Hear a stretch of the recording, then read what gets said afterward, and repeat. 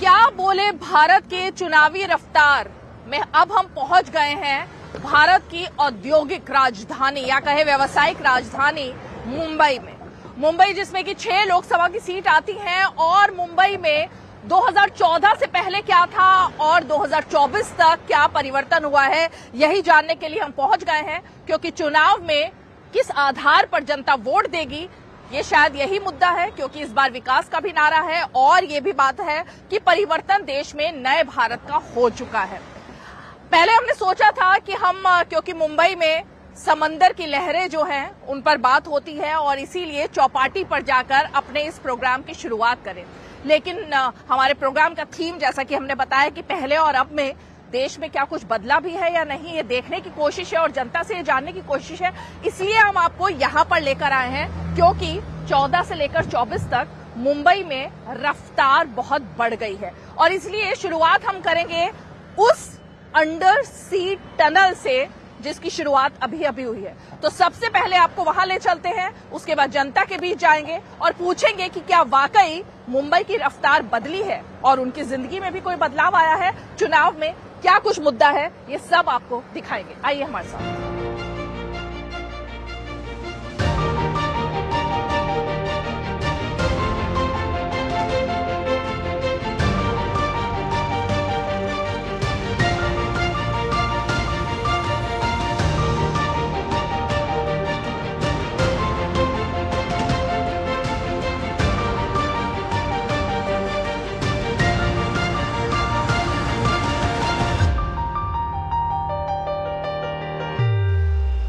अब हम आपको लेकर चल रहे हैं भारत की पहली अंडर सी टनल, यानी समुद्र के अंदर इसका एक भाग है जो कि बना है इस टनल में। और जिस तरह से हम बात कर रहे हैं कि 2014 से लेकर 24 तक रफ्तार बहुत तेज हुई है देश की भी, जाहिर तौर पर उसमें मुंबई भी शामिल है।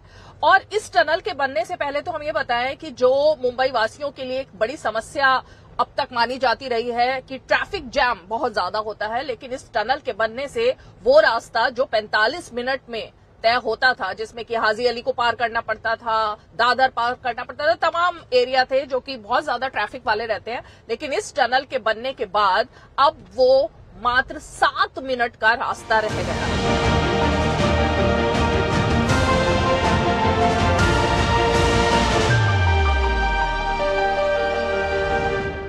10 सालों में महाराष्ट्र में हमने देखा कि एक सरकार आई, एक सरकार गई।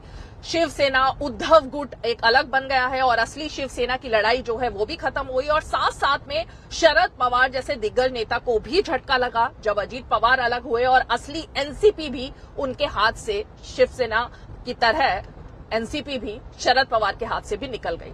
तो अब जब मुंबई की बात है, उन 6 सीटों की बात है, बहुत अहम 6 सीटें हैं। इस बार पीयूष गोयल जो कि केंद्र में मंत्री हैं वो भी यहां से चुनाव लड़ रहे हैं मुंबई से। और इसके अलावा अरविंद सावंत हो, राहुल शिवाले हो, श्रीकांत शिंदे हो जो कि मुख्यमंत्री के बेटे हैं, वो भी यहां से चुनाव लड़ रहे हैं।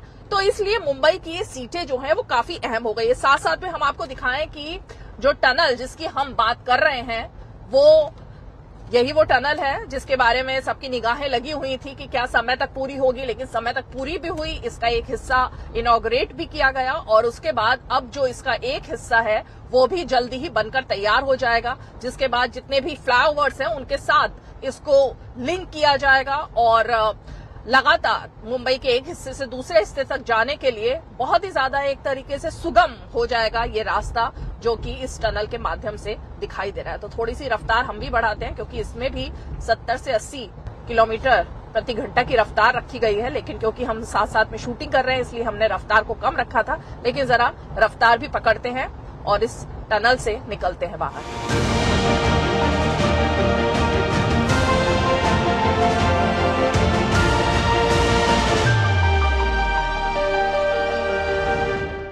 तो शाम का वक्त है और मुंबई में हवा काफी तेज चल रही है, लेकिन हम तो ये पता लगाने के लिए आए हैं कि ये जो तेज हवा है चुनावी हवा से कैसे मेल खाती है और चुनाव में किसकी हवा यहाँ चल रही है। तो मुंबई वासी और खासकर वो नारी शक्ति खासकर हमारे साथ में है जिनका इस बार वोट, इस बार क्या हर बार ही बहुत महत्वपूर्ण होता है, लेकिन इस बार उनके लिए अलग अलग पार्टियां अलग अलग स्कीम्स लेकर आ रही हैं, अलग अलग नारे दिए जा रहे हैं। तो आखिर नारी शक्ति किसके साथ है मुंबई की? नारी शक्ति हमेशा शिवसेना की दबदबा, शिवसेना की पहचान हमारी शिवसेना की रणरागिणियां हैं, जो महिलाओं के लिए सक्षमीकरण के लिए सबलीकरण का काम करती है। और सही मायने में जो महिला शक्ति को समझ पाए तो हमारे आदरणीय सीएम सर हैं, एकनाथ राव जी शिंदे जी हैं। ये बताइए, क्योंकि हम बात कर रहे हैं 2014 से 2024 तक जो बदलाव आया, और इसमें बदलाव ये भी आया कि शिवसेना भी तो बदल गई ना। पहले उद्धव ठाकरे के साथ थी और अब एकनाथ शिंदे। क्या इसका कुछ असर पड़ता हुआ दिखेगा? शिवसेना तो एक ही है, हमारे पास सही शिवसेना है। जो शिवसेना की नीतियों पर नहीं चले उनका नस्त नाबूद होना ही था, और वही हुआ। ये बताइए, क्योंकि ये तो लोकसभा का चुनाव है और आप स्टेट की बात कर रही हैं, लोकसभा में तो मोदी के नाम पर वोट पड़ रहा है ऐसा कहा जा रहा है, यहाँ पर भी ऐसा ही है? वोट किसके नाम पे भी पड़ा जाए, लेकिन अपने जो लाड़के सीएम है ना, वो तो जीत कर ही रहेंगे। ये बताइए, 2014 में से लेकर 2024 तक मुंबई में क्या बदलाव हुआ है? मुंबई कैसी बदली है? रफ्तार कुछ बदली है मुंबई की? हाँ, अभी बदली है। क्या? आप देखिए, एक भी 14 साल जब से हमारे मोदी सरकार और यहाँ शिंदे सेना की सरकार आई है, तब से एक भी बॉम्ब ब्लास्ट हुआ क्या? हम सब सिक्योर हैं। विकास के नाम पर वोट। यस, आप देख सकते हो मैडम, मुंबई में बहुत सारे कामों का उद्घाटन हुआ है, जैसे कि कोस्टल रोड है, अटल सेतु है, डेवलपमेंट के नाम पर साहब ने बहुत कुछ काम किया है। फंड्स भी, मेट्रो का भी उद्घाटन हुआ है। अभी जो बुलेट ट्रेन का भी काम होने वाला है, समृद्धि नागपुर समृद्धि महामार्ग, उनका भी जो उद्घाटन हुआ है। डेवलपमेंट हो रहा है, लोगों को भी अच्छा लग रहा है, लोग सिक्योर है। पीएम मोदी साहब के नेतृत्व में देश भी आगे बढ़ रहा है। हर देश में आज जो ताकतवर देश माने जाते थे, यूएसए हो या इंग्लैंड हो, वो भी आज इंडिया से ही मदद मांगते हैं कि रशिया को बोलो कि प्लीज समझाइए कि यूक्रेन पर हमला ना करे। तो इससे पता चलता है कि मोदी की क्या ताकत है, मोदी जी ने हमारे देश को कहाँ ला के रखा है। राज ठाकरे भी एक तरीके से बीजेपी के साथ आ गए हैं, लेकिन उद्धव ठाकरे कहते हैं कि हमारी पीठ में छुरा घोंपा गया, हमें धोखा दिया गया। उद्धव जी को भी पता है कि 2019 में जो मैंडेट था, वो मैंडेट था बीजेपी और शिवसेना को। उनको अपनी महत्वाकांक्षा को जागर करना था, तो वो जाकर शरद पवार और साहब के साथ और कांग्रेस के साथ जाकर बैठ गए। जबकि बाला साहेब ठाकरे का साहब का उनका आज भी कहना है, हम वीडियोस भी देखते हैं, हम उनको फॉलो भी करते हैं, कि उन्होंने यही कहा था कि मैं अपनी शिवसेना को कभी कांग्रेस होने नहीं दूंगा। आपको लगता है कांग्रेस के साथ जाकर गलत ही किया ना? कांग्रेस ने किया क्या? हमारे जो मोदी साहब है, जो आज वो योजना पास हुए, अभी लेडीज लोगों को तो और हुआ, पहले 1,500 रुपए था, वो 3,000 रुपए हुआ है। तो महाराष्ट्र और मुंबई में कितनी सीट? विकसित भारत की ओर बढ़ रहा है जब भारत, तो शुरुआत मुंबई से होगी। 6 सीट और 45 पार, यही हमारा नारा है शिंदे सेना और महायुति का। बस महायुति का। चलिए, तो नारी शक्ति ने तो गिना दिया कि आखिर वो कौन कौन से काम थे जिनके बल पर और जिनके दम पर इस बार ये वोट डालने के लिए जाएंगी। लेकिन जाहिर तौर पर यही सिर्फ मुंबई वासियों की आवाज नहीं है, कुछ और आवाजें भी होंगी, जरा उनके पास भी चलते हैं अब।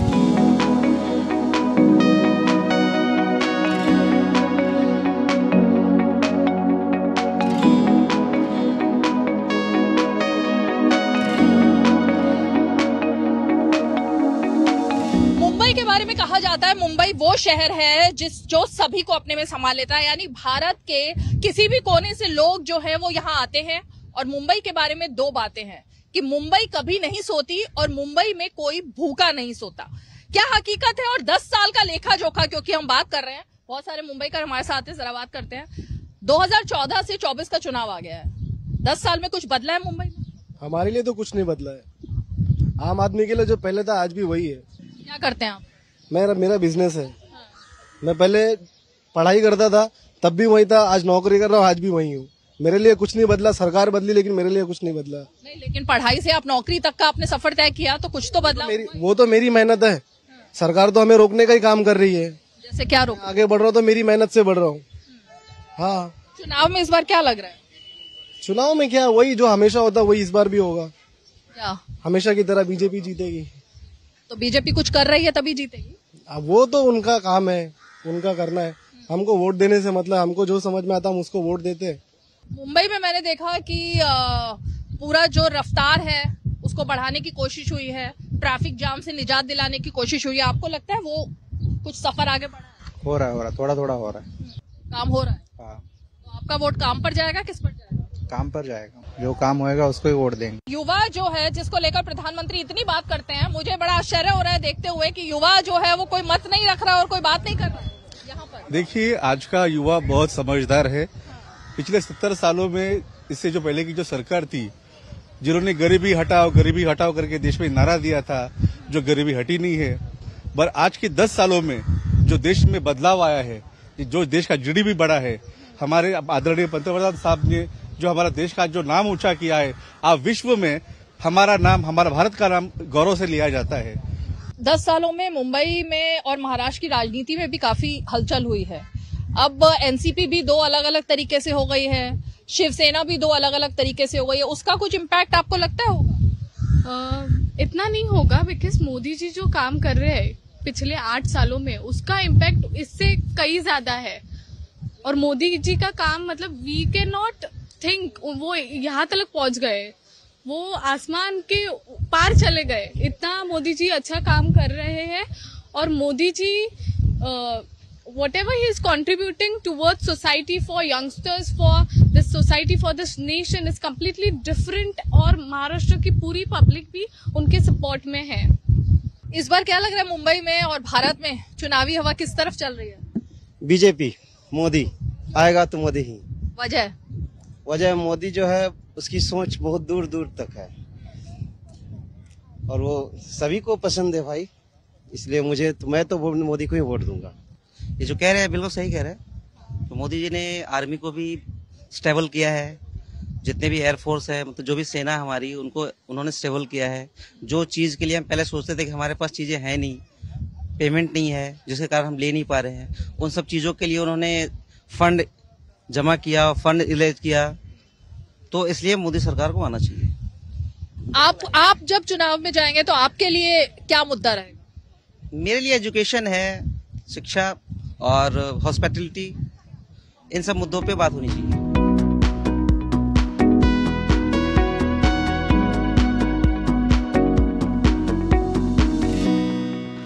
और जब हम बात कर रहे हैं युवा मतदाताओं की, तो मुंबई कर जो युवा हैं, हमने सोचा क्यों ना उनके पास ही चलते हैं सीधे बात करने के लिए। और हम यहाँ वर्ली के जांबौरी मैदान में पहुंच गए हैं।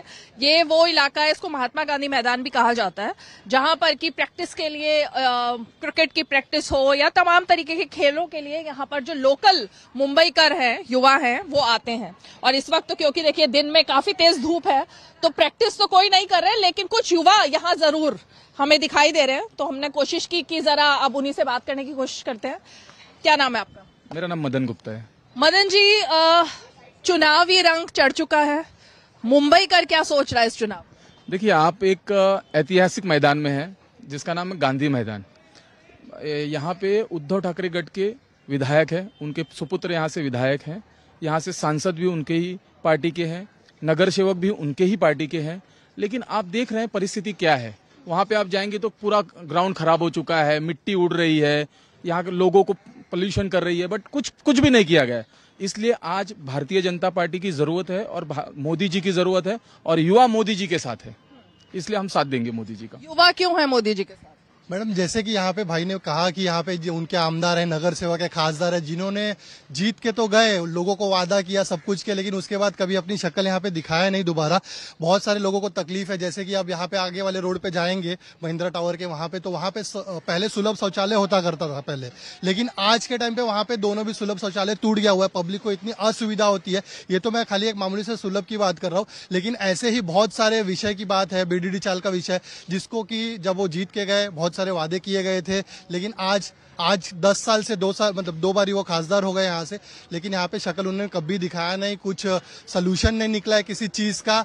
बस इसीलिए युवा यहाँ की वर्ली की परेशान हो गई है, और इस बार हमने निर्णय ले लिया है। क्या करना है वो आने वाले समय में सबको दिख जाएगा। तो खासदार वर्सेस कामदार, क्या इस बार लड़ाई वो है? इस बार बहुत क्लियर है, एक्चुअली बहुत सिंपल चीजें है, क्योंकि मोदी जी जो बोलते हैं वो डेफिनेटली करते हैं, और जो नहीं बोलते वो भी चीजें कर देते हैं देश के हित के लिए। इसी वजह से जो डेवलपमेंट का मॉडल जो मोदी जी ने पूरे देश भर, भारत भर में डेवलप किया है, वही अभी युवाओं को मुंबई के युवाओं को भी चाहिए, वर्ली में चाहिए, क्योंकि आप देख रहे हो इधर वो उबाटा गढ़ के स्थानिक आमदार उनके सुपुत्र होने के बावजूद वर्ली की परिस्थिति आप देख सकते हो, आजू बाजू कुछ डेवलपमेंट नहीं है, ना कुछ है, सिर्फ पॉलिटिक्स के लिए पॉलिटिक्स करना, लोगों को क्रिटिसाइज करना। और युवा अभी समझदार हो गया, हमें डेवलपमेंट चाहिए, हमें इंफ्रास्ट्रक्चर ग्रोथ चाहिए, हमें जॉब चाहिए, जो कि मोदी जी स्टार्टअप इंडिया के माध्यम से दे रहे हैं, मेक इन इंडिया की वजह से लोकल फॉर वोकल कर रहे हैं, उसके अलावा डिजिटल इंडिया की वजह से इतना रोजगार निर्माण हुआ है। तो ये सारी चीजें सिर्फ मोदी जी ही कर सकते हैं, इसलिए इस बार युवा ने ठान लिया है कि अब की बार डेफिनेटली 400 पार। नहीं, लेकिन आप बात यहाँ लोकल मुद्दों की कर रहे हैं और आप नाम मोदी जी का ले रहे हैं। मुद्दा क्या है? लोकल विधायक के काम पर आप वोट दे रहे हैं या केंद्र सरकार के आधार? क्या है ना मैम कि मोदी जी का प्रभाव इतना ज्यादा है कि सबको पता है कि मोदी जी की भारतीय जनता पार्टी अगर आएगी तो डेवलपमेंट करेगी, क्योंकि ऊपर मोदी जी बैठे हैं जो कि इंश्योर करेगी कि डेवलपमेंट हो। और ये जो लोकल पार्टीज है, इनके हाथ में बीएमसी इतने सालों से है। आप देख रहे हो मुंबई का बीएमसी का बजट इतना हाई होने के बावजूद रास्ते की क्वालिटी, आप अभी ट्रैवल करते आए होंगे, आप देखो कितने गंदे रास्ते थे, अभी कॉन्क्रीटाइजेशन हो गया, क्योंकि ये लोग ये जो अभी करंट गवर्नमेंट है माननीय एकनाथ शिंदे जी की, उन्होंने रोड अच्छे कॉन्क्रीटाइज करने को ले लिए। तो ये जब मोदी जी का इम्पैक्ट जब आता है तो ऑटोमेटिकली डेवलपमेंट हो जाए। इसलिए जो स्थानिक विषय हो, बाहर के विषय हो, सब नलीफाई हो जाते हैं, क्योंकि मोदी जी है तो मुमकिन है। 2014 से लेकर 24 तक 10 साल का समय काफी लंबा समय होता है। 2014 से 24 तक क्या कुछ बदला है आपके जीवन में? मैं आपको एक चीज बताना चाहूंगा, बीच में यहाँ पे इलेक्शन माहौल बनने से पहले कुछ पार्टियों ने कुछ कैंप्स रखा था, आयुष्मान भारत, जो मोदी जी के जो योजनाओं के बारे में कैंप्स रख के वोट मांग रहे थे। जब उन्होंने काम किया, उनके नाम पे तुम वोट मांग रहे हो, मतलब ऑब्वियसली उन्होंने जो किया है उनके नाम पे दूसरे लोग वोट मांग रहे हैं, इससे ज्यादा क्या चाहिए? नहीं, लेकिन आपके जीवन में कोई परिवर्तन आया 10 साल में? 10 साल में जीवन में परिवर्तन क्या है? वो तो है ही, हम मेहनत करते, हम परिवर्तन करते। अभी आपको एक एग्जांपल बता रहेंगे, यहाँ पे जो भी खेलने आते हैं वो हर एक बोलता है खिलाड़ी नाराज है, क्योंकि यहाँ पे कितने सालों से शौचालय बना है वो अभी तक चालू ही नहीं है। मतलब टॉयलेट करने के लिए उनको जाना पड़ता है बाजू के बिल्डिंग्स में। इससे ज्यादा डेवलपमेंट कौन कर सकता है? और जीवन में, हमारे जीवन में क्या बदलाव हुआ है ये आप पूछ रहे थे। मैं वर्ली में रहता हूँ, जनरली हाईकोर्ट में प्रैक्टिस करता हूँ, मुझे जाने के लिए 45 से 1 घंटा लगता था।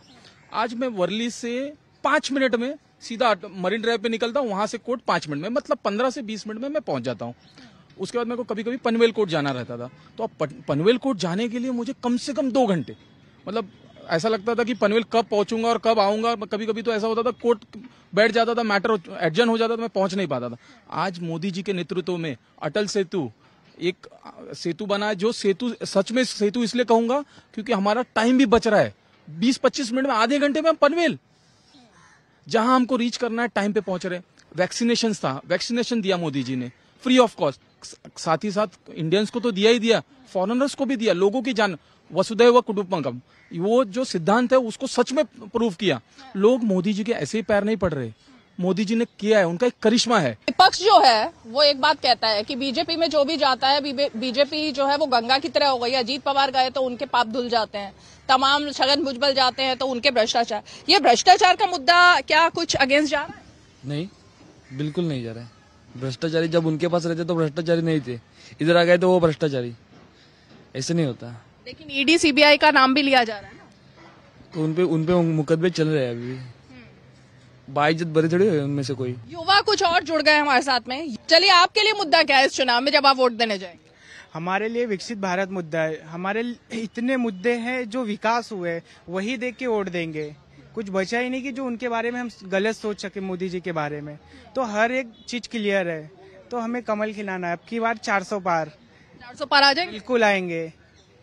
महाराष्ट्र, मुंबई से कितना जो भी है वो सब देखेंगे। 400 पार है पूरा ऑल ओवर इंडिया, क्योंकि मोदी जी के लिए फ्री में बिना कुछ किए लोग एडवर्टाइज हर लेवल से कार्य कर रहे हैं। तो देखिए, नारा तो ये बीजेपी का है अब की बार 400 पार, लेकिन जिस तरह से युवाओं से बात कर रहे हैं तो ऐसा लग रहा है कि इनके मन के अंदर भी यही भावना है, क्योंकि जो मुद्दे गिनाने की कोशिश की गई उसमें तमाम वो चीजें हैं जो युवाओं के लिए अब तक हुई हैं, और इनके लिए जब ये चुनाव में जाएंगे अपना मतदान करने, वोट डालने के लिए, तो शायद यही मुद्दा सबसे ज्यादा हावी भी रहेगा।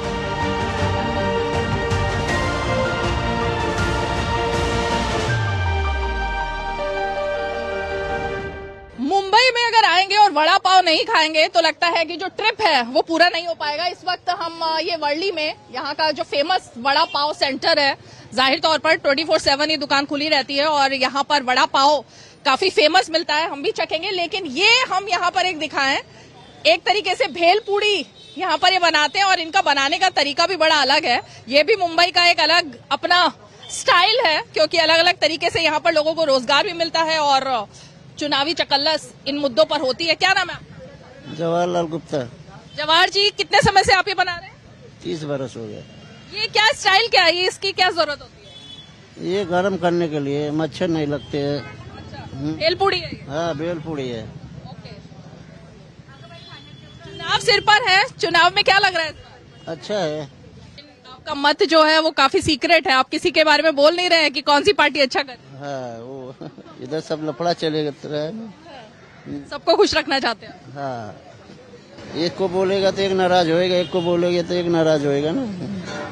तो वो दिल में जो रहे वो करने का अपना। तो ये वो भारत का असली मतदाता है जो जिसके दिल में क्या है वो बोलना नहीं चाह रहे। इनके मन में जो भी है ये सीधे जाकर के जब बैलेट बॉक्स पर बटन दबाएंगे तभी पता लगेगा इनके मन में क्या है।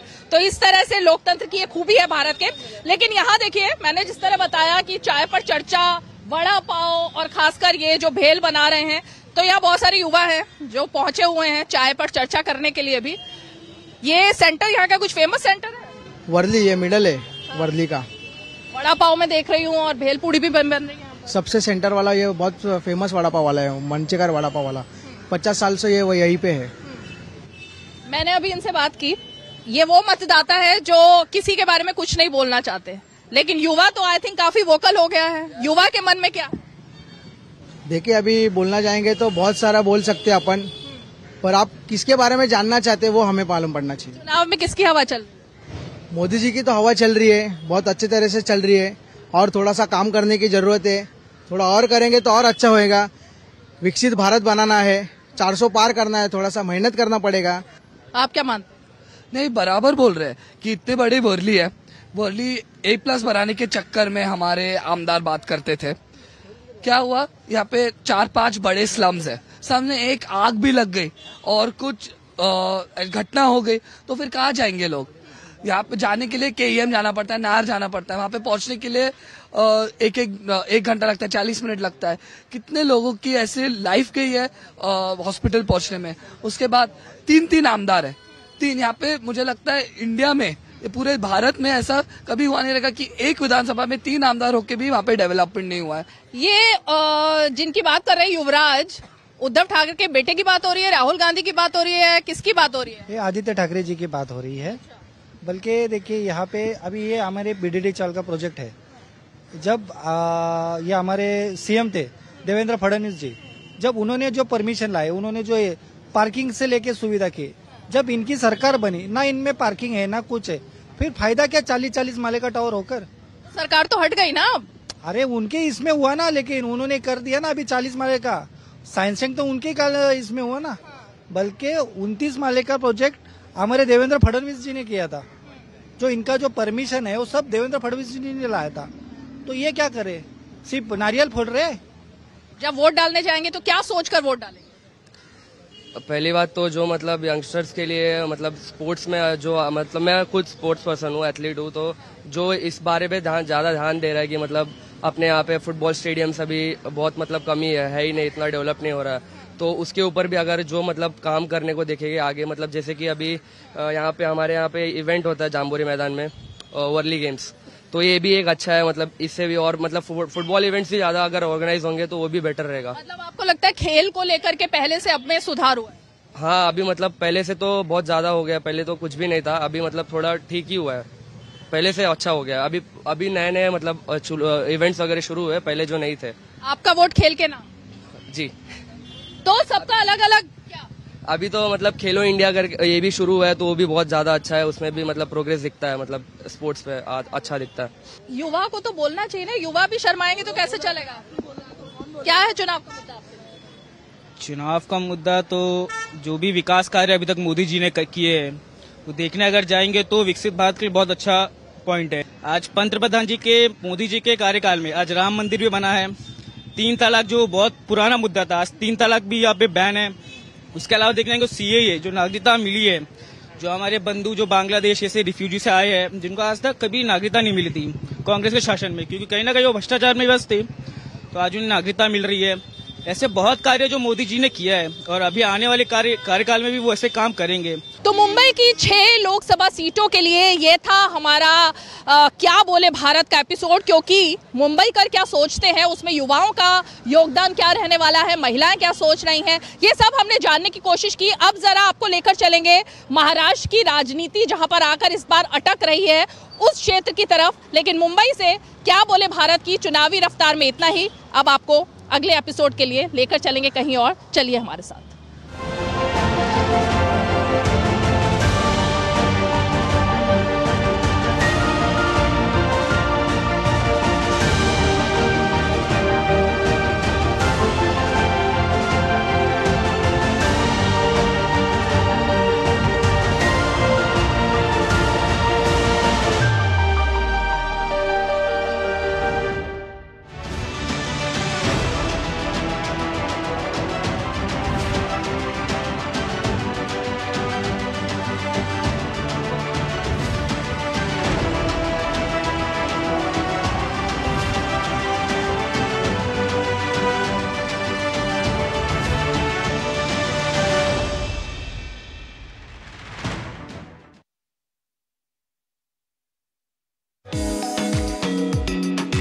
पर्यावरण संरक्षण का जज्बा, कोई कर रहा है वृक्षारोपण तो कोई पक्षियों को बचाने के कर रहा है प्रयास।